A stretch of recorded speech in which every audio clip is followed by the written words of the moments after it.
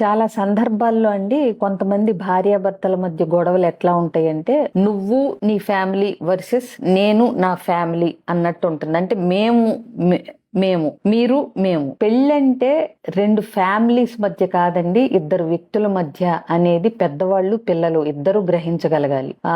Marriage is not between two families అండి, two individuals. అలా అని పేరెంట్స్ ని పక్కన పడేయమని కాదు ఇక్కడ. కానీ కొన్ని సందర్భాల్లో మనం వింటే నన్నేమన్నాను కానీ మా ఫ్యామిలీని అంటే నేనే ఊరుకోను అనే మాట వస్తుంది. ఈసారి ఆ మాట అనే ముందర ఒకసారి ఆలోచించండి. మీ పార్ట్నర్ కూడా మీ ఫ్యామిలీయే కదా. ఎక్కడ సపరేషన్ ఎక్కడుంది?